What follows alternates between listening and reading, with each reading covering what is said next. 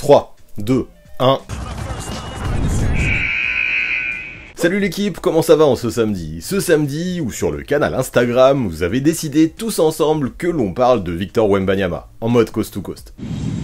Parce que ouais, alors que l'alien français commence sa carrière en NBA, déjà, quelques questions se posent. Bien sûr, globalement, ce qu'il montre individuellement reste satisfaisant, mais ne serait-il pas capable de mieux? Cette équipe de San Antonio, qui actuellement se retrouve dans les bas-fonds de la ligue, représente-t-elle le contexte idéal pour que le rookie puisse se développer? Greg Popovich, 74 ans, est-il encore l'homme de la situation pour ce genre de mission? Et bien justement, c'est à toutes ces questions que l'on va essayer de répondre aujourd'hui, alors on ne perd pas plus de temps et c'est parti! Wemby est-il vraiment dans les conditions idéales à San Antonio pour se développer?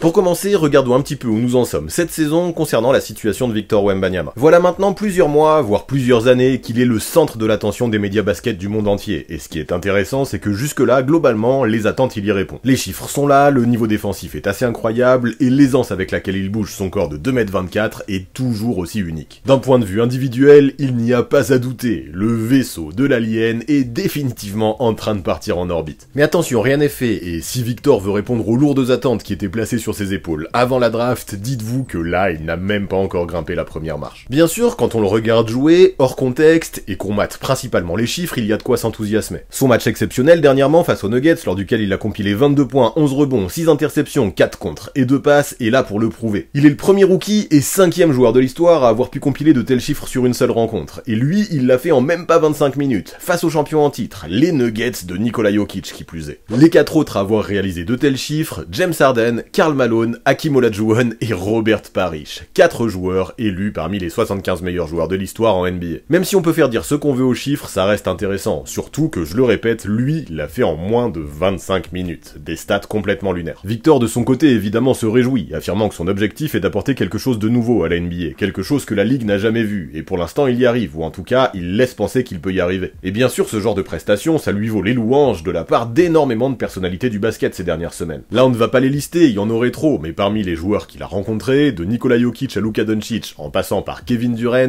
tout le monde s'est montré très enthousiaste quant à l'avenir du basketteur français. Sauf que ça, c'est la face visible de la lune, un petit peu. De l'autre côté, sur la face cachée, il y en a aussi des choses à remarquer. Actuellement, les Spurs sont sur une série interminable de défaites et se tirent clairement la bourre avec les Pistons, afin de savoir quel team terminera avec le pire bilan. L'équipe texane est jeune, certes, mais des interrogations existent quant aux rotations de Greg Popovich, et en termes de fond de jeu, à San Antonio, on ne voit pas grand chose. Wemby fait des erreurs, évidemment, ses coéquipiers aussi, et quand on parle de victoire, il n'y a quasiment rien à mettre sous la dent des fans de San Antonio. Et là, ce qui se passe, c'est qu'alors que Victor était le favori des bookmakers de Vegas pour terminer rookie de l'année, on se rend compte que la donne est potentiellement en train de changer. Chet Holmgren, qui de son côté réalise lui aussi un début de carrière impressionnant avec le Thunder, est peut-être bien prêt à lui voler la vedette. D'ailleurs, dans le dernier Rookie Ladder publié par la NBA, Holmgren était juste devant Wembanyama, et pour moi c'était mérité. Certes, l'intérieur d'OKC produit des chiffres un peu moins ronflants, mais en parallèle, il est beaucoup plus adroit, et surtout, lui évolue dans une équipe qui gagne, et ça pourrait faire la différence. Après, on les entend, ceux qui disent que Holmgren a eu de la chance de tomber dans une équipe du Thunder qui se connaît déjà, qui a fait ses preuves, qui avec le temps a réussi à construire une vraie alchimie autour de Mark Daigneault et de la superstar qui est devenue Shai Gilgeous-Alexander, quand Victor, lui, a débarqué dans une équipe des Spurs totalement en chantier. En vrai, je veux bien entendre ces discours, mais au bout d'un moment, je me dis qu'il faut arrêter. Tout ça, ça reste un énorme motif, et nul ne sait si Victor ferait vraiment mieux que Holmgren s'il était dans son contexte. Ça pourrait même être tout l'inverse, qui sait. Par contre, les choses que l'on peut analyser concrètement, avec des faits réels, c'est la façon dont ça se passe pour Victor à San Antonio. Et pour commencer, j'aimerais parler de son attaque. Et là, déjà, ce que l'on peut remarquer, c'est que malgré son statut de prospect le plus attendu de l'histoire, ou pas loin, Wemby ne cherche pas trop à forcer les choses, trop à jouer pour lui, ou trop à croquer, c'est pas mal. Plutôt que de se goinfrer de ballon, il a plutôt tendance à vouloir fluidifier le jeu, et c'est plutôt appréciable. Néanmoins, le point qui inquiète, c'est l'adresse au tir du français, dû à une sélection de shoot parfois pas optimale. Ça le suit depuis un petit moment, et l'an dernier, chez les Mets, à 3 points, à quelques dixièmes près, il présentait le même pourcentage qu'actuellement, grosso modo, en dessous des 30%, ce qui est médiocre quand tu prends plus de 5 tentatives par match. À côté de ça, à 2 points, il est à 50%, ce qui pour un intérieur de sa taille est correct, sans plus. Holmgren, par exemple, à côté, est à 63% de réussite au global et 44% de réussite à 3 points, des chiffres exceptionnels, et de ce côté-là, la comparaison avec Wemby fait mal. Parfois, le français semble vouloir se débarrasser du ballon aussi vite que possible pour tenter son tir. Il se précipite, manque de patience. À lui d'apprendre à mieux prendre le temps de créer la séparation en position position de triple menace. Ce sont des bases, mais face à des défenseurs aussi agressifs qu'en NBA, elles semblent nécessaires, même pour Victor. Après, la mécanique est propre, et vu la hauteur à laquelle il lâche son shoot, le mec est limite incontrable. Là où il doit progresser, c'est dans sa sélection et dans sa façon de se libérer avant de tenter son tir. Maintenant, il est trop tôt pour s'inquiéter, ça viendra sûrement. Pour un joueur de 19 ans qui découvre tout juste la NBA, il n'y a rien d'alarmant. Cependant, pour se développer et mûrir dans une ligue qu'il découvre, Wemby devra progresser dans ses choix offensifs et dans sa prise de décision. Par exemple, ce qu'il faut savoir, c'est que quand il est dans la peinture, il met 75% de ses shoots, des chiffres proches de joueurs comme Joel Embiid et Zion Williamson. En d'autres termes, il est hyper efficace. Dans le domaine, il fait déjà partie des meilleurs de la ligue, et vu comment il peut être une cible, notamment sur passe lobée dans la peinture pour ses coéquipiers, on comprend pourquoi. Les joueurs de grande taille dans le basket, logiquement, ont plus de facilité à marquer près du cercle, et Victor n'échappe pas à la règle. Le souci, c'est que malgré cette très bonne efficacité, c'est qu'il ne prend que très peu de shoots dans la raquette. 4 tentatives seulement par rencontre en moyenne. Pour un joueur de 2m24 avec une envergure pareille, c'est que de chi. Alors vous allez me dire que c'est parce qu'il n'a pas la force pour pousser les défenseurs adverses et accéder au cercle, et vous auriez raison, au moins partiellement. Cependant, l'intérieur a les qualités pour jouer ses vis-à-vis en face-up, poser un jab step, partir en drive et finir au panier grâce à sa longueur et son toucher. Quand il le fait, ça fonctionne. Mais encore une fois, j'ai l'impression que jusque-là, il manque de patience. Il ne prend pas assez le temps de travailler ses adversaires, et c'est dommage, parce qu'il en est capable, il l'a montré par le passé, notamment à Boulogne-le-Valois. Pour l'instant, le plan adverse, c'est de lui mettre un ailier fort plus petit sur le dos, mais le plus physique et le plus solide possible pour l'éloigner au maximum de la peinture. Et ça fonctionne pas trop mal. Tant que Victor ne trouvera pas des solutions pour prendre le dessus sur ce type d'adversaire, notamment en face-up, il pourrait rencontrer des difficultés face à certains match-up. Après, voyons aussi le positif, car le rookie possède un vrai QI basket, et fait de très bonnes lectures, qui lui permettent très souvent de faire la bonne passe au bon endroit. Ajoutons à ça qu'il possède un très bon handle, qui lui sert à remonter le terrain par exemple, à crosser un défenseur pour ensuite aller finir avec un lay-up ou un tomar grâce à sa longueur, et on se rend compte à quel point il peut peser offensivement. Bon, après, il y a encore une ou deux pertes de balles par match à gommer ou à éviter, mais ça, je pense à nouveau que c'est plutôt lié à sa prise de décision, parfois précipitée, et à son manque d'expérience en NBA. Des fois, il en fait un peu trop quand il est utilisé en tant que porteur de balle numéro 1, et apprendre à utiliser son handle à meilleur escient lui permettra assurément de progresser. Ceci dit, même si ce sera évidemment un plus, je ne pense pas que cet aspect représente l'une des vraies clés de son développement, surtout que ça, à nouveau, ça devrait venir tout seul avec le temps. Donc ouais, là, ce qui lui manque, c'est surtout de l'expérience, du vécu, de la maturité, normal quand on a 19 ans. Pour ça, il faudra juste qu'il se développe calmement, dans les bonnes conditions. Greg Popovich et les Spurs pourront-ils lui permettre ça? Eh ben on essaiera d'y répondre plus tard à cette question. En attendant, évoquons plutôt l'autre côté du terrain, et l'apport défensif que Victor peut avoir à San Antonio. Pour commencer, dites-vous qu'en moins de 20 matchs, son career high au contre, c'est 8. Ouais, l'alien dans le domaine est un vrai monstre. Là, on est dans une phase lunaire, où ses adversaires, quand ils le rencontrent en vrai pour la première fois, réalisent à quel point il est grand, à quel point il est long, à quel point ses mains sont immenses. Il a des outils phénoménaux défensivement, et il s'en sert à la perfection. Comme le dit Shaq, dans le domaine, il lui met un 9 sur 10. Il ne lui manque qu'un tout petit peu de physicalité pour atteindre les 10. Et oui, je le répète, il n'a que 19 ans. Kyrie Irving a été l'un des premiers à s'apercevoir de l'envergure du phénomène, et tout plein de joueurs comme Grayson Allen ou OG Anunoby ont pris super cher face aux Français, qui est juste trop grand pour eux. Jusque-là, seul Stephen Curry, en dribblant et en courant un marathon entre les écrans, a réussi à s'en sortir à peu près face à l'alien en tant qu'arrière. Quand il se positionne sur le terrain, notamment du côté faible, il couvre des espaces d'une taille phénoménale. Ça permet aux coéquipiers qui sont autour de lui d'avoir moins à défendre et de couvrir de plus petits espaces. Et ça se sent. Quand Victor va se reposer sur le banc, c'est toute l'intensité défensive des Spurs qui en prend un coup. Ensuite, quand il drop, qu'il switch ou qu'il vient en aide, sa longueur et sa mobilité lui permettent tout à fait d'orienter le porteur de balle vers un couloir difficile, au sein duquel Wemby ne se gênera pas pour le cueillir si l'attaquant est assez courageux pour tenter sa chance. C'est assez fou en vrai, avec les espaces qu'il couvre, on a l'impression qu'il peut être à deux endroits à la fois, sous le panier mais aussi au périmètre. Sa fluidité et ses qualités athlétiques lui permettent de faire ce qu'aucun joueur de sa taille n'est capable de faire en NBA.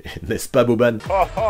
En vrai, là, Wemby, il nous montre qu'il a le potentiel pour remporter plusieurs trophées de défenseur de l'année en carrière. C'est assez exceptionnel. Non seulement il est déjà dans le top 3 des meilleurs contraires en NBA, juste devant Holmgren d'ailleurs, mais ce qui m'épate encore plus, c'est la variété des swats qu'il pose. Avec son sens du timing et son envergure, il va aller mettre des contres sur des hookshots, dans des situations où la plupart des défenseurs n'auraient jamais ne serait-ce qu'osé sauter, tant ça paraît impossible d'agir. Mais ouais, Wemby, il fait ça, et il est assez impressionnant dans le domaine, même si le nombre de contres ne suffit pas à qualifier un joueur de bon défenseur. Mais là, c'est flagrant, les attaquants, même les superstars, sont obligés d'avoir un plan de jeu en tête pour attaquer face à lui. Sa présence dissuade d'une façon folle, et quand il est dans la peinture, les pourcentages de ses adversaires dégringolent de façon impressionnante. Sauf que le problème pour eux, c'est que même si tu l'en écartes de cette raquette, il sera bon. Comme on l'a évoqué plus tôt, il est si vif, si fluide, si long, qu'il peut sortir au périmètre à toute vitesse et aller gêner gêner le meneur adverse. Vraiment, même pour les meilleurs, parfois, il faut aller piocher très profond dans son bag pour trouver un angle qui permet de battre Wemby. Quand il est sur ton dos, quelles que soient tes qualités, tu n'es jamais, mais jamais serein. Ajoutons à ça son footwork et sa compréhension des systèmes, et ouais, il possède toute la panoplie. Et le pire, c'est qu'avec l'âge et l'expérience, ça ne peut que s'améliorer, ça fait flipper. Jusque-là, en plus, on ne le voit pas trop se faire bully par les bigs, comme on pouvait le craindre. Cet été encore, il s'est renforcé intelligemment, et si son manque de puissance le pénalise un peu en attaque, ça ne semble pas être le cas en défense. Du coup, un jeu offensif à polir, une défense déjà complètement élite, mais qu'en est-il de son attitude au sein de cette période de crise sportive à San Antonio, où les défaites s'enchaînent? Eh bien franchement, de ce côté-là, ce que je kiffe, c'est que au moins d'impression, il semble rester enthousiaste et positif. Il reste avant tout un joueur d'équipe, qui joue de façon volontaire et agressive, qui est toujours prêt à rendre service. Comme le dit Popovic, il est un mec altruiste, qui apprend de ses erreurs à chaque match, mais qui ne se laisse pas parasiter par elle, en passant vite à l'action suivante. C'est intéressant. Bien sûr, après, Wemby est un compétiteur, et je n'ai aucun doute sur le fait qu'il en ait marre de perdre. Il préférerait gagner. Ceci dit, plutôt que de se frustrer, il donne de sa personne pour améliorer les choses du mieux qu'il peut, et je trouve ça positif évidemment. Puis regardez-le quand il entre sur le terrain de manière générale, même si ça se voit qu'il prend du plaisir à jouer et qu'il kiffe être en NBA, je le trouve d'un sérieux implacable. Il n'y a qu'à voir sa routine d'avant-match pour s'en rendre compte, il fait monter son cardio, travaille son handle, shoot et fait un maximum de drills avec ses coachs. Attaque, défense, jeu au poste, cut, pose d'écran, passe en kick-out, close-out, tout y passe. Même si de base il est un joueur souriant, dans ces moments il est focus, et rien ne semble pouvoir détourner son attention. Dans sa tête, le garçon veut devenir une légende et rien ne semble pouvoir mentalement le détourner de son chemin. Puis je trouve qu'il est résilient aussi, il l'a montré en début de saison. Après une entame de match difficile face aux Suns de son ancien idole Kevin Durant, il a mené un gros comeback pour aller chercher la win. Puis 2 jours après, toujours face à Phoenix, il a posé une masterpiece avec 38 points et 10 rebonds. Même si depuis, c'est la crise à San Antonio niveau victoire, ça a été un vrai accomplissement pour lui. Alors ok, on l'a dit, parfois en attaque, il manque de patience, mais j'aime aussi la façon dont il semble serein et mature dans son approche du process. Les étapes, il les passera les unes après les autres, sans rien précipiter, et en gardant une totale confiance en sa franchise. Surtout que maintenant qu'on a fait un petit peu le tour de ce qu'il peut apporter aux Spurs en ce début de saison, je trouve ça intéressant de parler de son utilisation sur le terrain. Un joueur qui fait la taille d'un pivot surdimensionné et qui évolue comme un ailier, c'est toujours difficile à positionner sur un parquet. Et là, le moins que l'on puisse dire, c'est que Greg Popovich est en pleine période de test. Il ne veut pas l'enfermer dans une case comme un joueur extérieur ou un joueur intérieur. Au vu de ses capacités à jouer à plusieurs positions, il veut laisser Wemby libre. En fonction des match-up, il est donc tantôt utilisé au poste 4, tantôt au poste 5. Alors jusque-là, ce discours, je l'entends, je le comprends, mais ce qui me chiffonne un peu, c'est que Pop donne l'impression de donner ce genre de liberté à absolument l'intégralité de ses joueurs. Cette saison, on a un peu l'impression que les consignes offensives, c'est faites circuler la balle et prenez du plaisir. Et forcément, des fois, ça fait un peu bouilli de basket. Sans vouloir faire le homer, il y a tellement de fois, je trouve, où Victor n'est pas trouvé, ou alors pas dans les bons timings, ou pas dans les bonnes positions. Pourtant, j'ai l'impression que ça peut être simple, parfois, le basket. Il suffit de lever la tête, attendre que Victor cut, lui balancer la balle en hauteur et c'est fini. Bien sûr, j'exagère quand je dis ça, parce que les défenses s'adaptent, mais il y a tellement de fois où ce genre d'action n'est pas joué, alors qu'il y a une possibilité de le faire, que ça en devient frustrant. Wemby est la pièce angulaire du développement futur des Spurs, et pour qu'il performe, ses coéquipiers doivent lui trouver des paniers faciles, ce qui, à mon sens, n'est pas assez fait jusque-là. Et ça justement, est-ce que c'est la faute de ses coéquipiers en question, ou plutôt celle de Greg Popovich? Eh bien on va essayer d'y répondre. Et déjà on le sait, à San Antonio, l'interrogation la plus présente dans la bouche des médias, c'est le positionnement de Jeremy Sohan au poste de meneur de jeu, alors qu'un mec comme Trey Jones, qui lui a été formé à ce poste, contrairement à Sohan, et l'effort de formation est disponible sur le banc de San Antonio. Pour l'instant, même si Pop insiste avec lui au poste de point guard, et qu'il est complètement positif avec lui, moi je trouve surtout qu'il a beaucoup de difficultés à s'en sortir, le Jérémy. Face à la pression défensive, il est souvent en difficulté sur son handle, et même s'il arrive à délivrer un peu plus de 4 passes décisives par match, ses choix peuvent souvent être largement remis en question dans la façon dont il lâche la balle à ses coéquipiers. Peut-être qu'il progressera, mais à mon sens aujourd'hui, le joueur n'a pas le niveau pour être le porteur principal d'une équipe NBA. Bon, le but après, c'est qu'il se développe, et qu'il évolue positivement en ce sens, mais jusque-là, le constat me semble assez évident. En tant que meneur, tout est nouveau pour lui, on le sent nerveux parfois, et on le comprend, vu qu'il doit absolument tout apprendre, depuis les bases. Pop semble pas mal le conseiller, aucun souci avec ça, mais le chemin qu'il a à parcourir semble long encore. Je comprends l'intérêt de conserver Sohan dans le 5 au vu de tout ce qu'il peut apporter défensivement, mais dans ces conditions, ça pose forcément question. Et puis même lui, j'ai l'impression, dans son langage corporel, il a l'air frustré de jouer à ce poste qui n'est pas le sien. Il l'a dit d'ailleurs dans une interview récente. Parfois, avant les matchs, il n'a juste pas envie de jouer meneur de jeu, et a déjà pensé à tout envoyer valser. Pourtant, c'est vrai qu'il mûrit, et son match à 7 passes pour une seule balle perdue face aux Clippers était intéressant. Mais pour une prestation comme ça, combien de prestations où il se retrouve en difficulté? Beaucoup trop à mon goût. Pour moi, c'est tout simplement l'une des raisons qui font que Wemby est si peu servi dans certaines situations, et pour lesquelles les Spurs perdent autant. Et quand on va regarder les analytics, on se rend très vite compte que quelque chose saute aux yeux, ça confirme tout ce discours. Quand Sohan et Wembanyama sont associés ensemble sur le terrain, le rating offensif des Spurs est de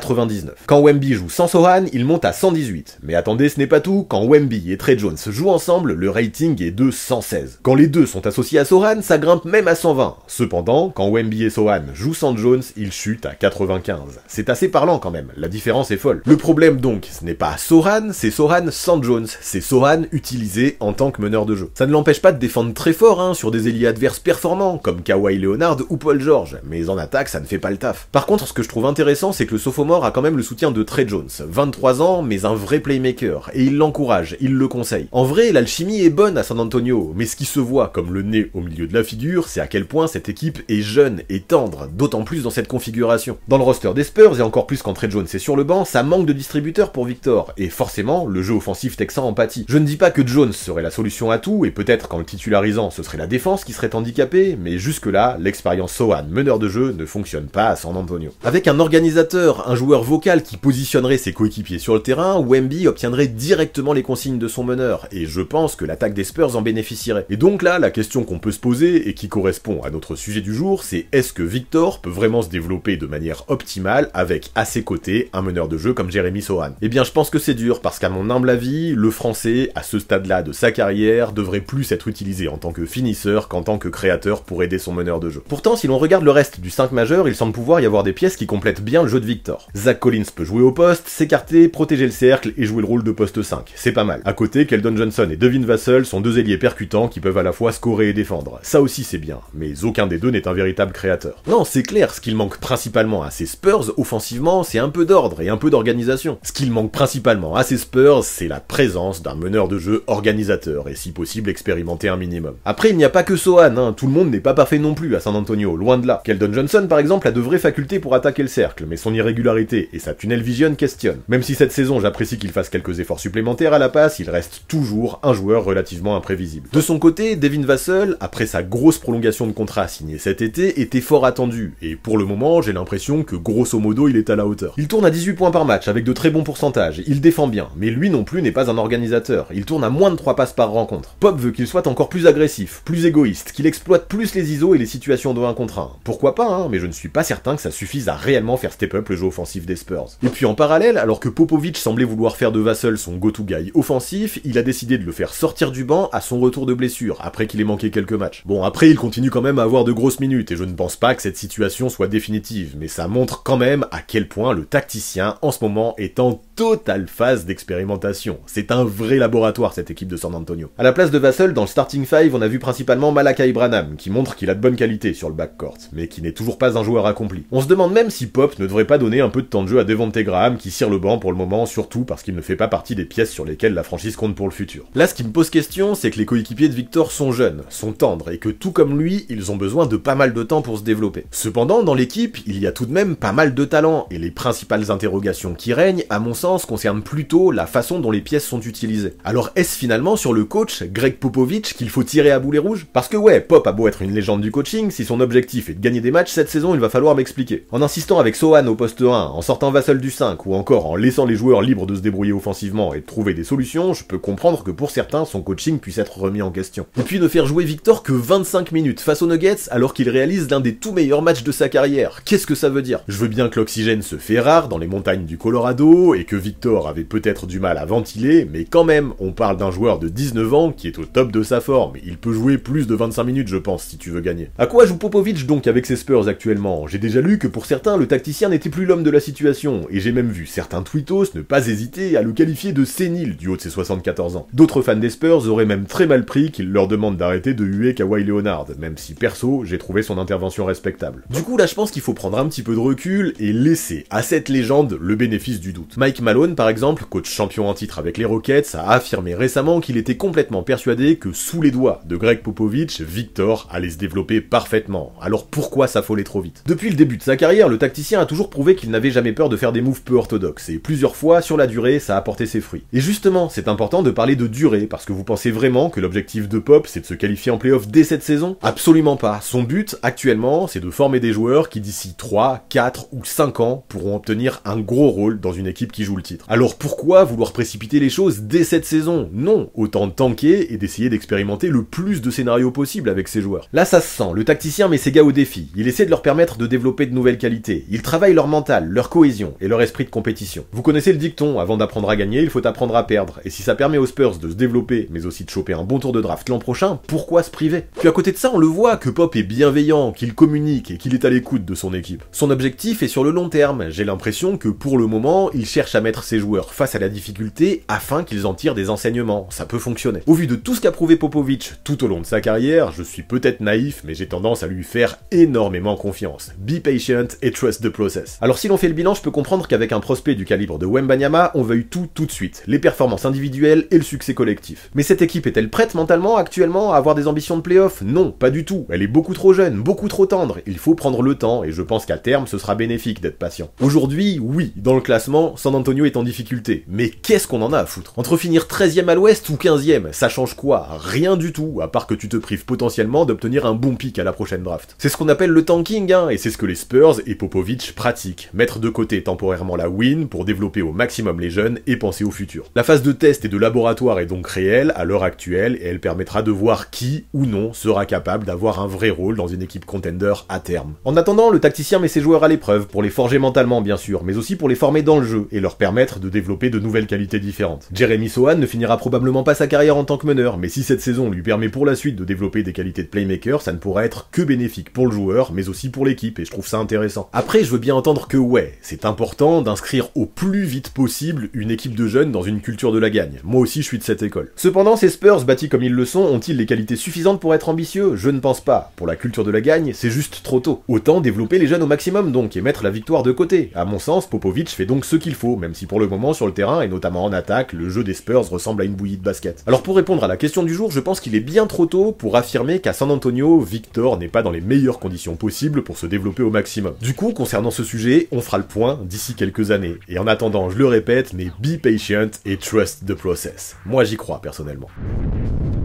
Voilà pour ce qui est de la situation de Wemby aux Spurs, voilà pour ce qui est de ce nouveau coast to coast. Vous en pensez quoi, vous? Vous rejoignez mon analyse ou vous pensez que cette équipe de San Antonio est assurément trop nulle pour permettre à Victor de se développer dans les meilleures conditions possibles? Donnez-moi votre avis en commentaire, ça va être super intéressant de vous lire. Et pour finir, tu connais, si la vidéo t'a plu, n'oublie pas le pouce vers le haut et l'abonnement à la chaîne si ce n'est pas encore fait. Avec le nouvel algorithme qu'a développé YouTube pour mettre en avant les shorts également, toutes vos interactions sur mes vidéos longues deviennent encore plus précieuses pour mettre mon contenu en avant. Et pour ça, je compte sur vous, j'ai besoin de vous. Alors pour ces quelques clics que vous allez faire la team, je vous remercie très fort et je vous dis à très vite.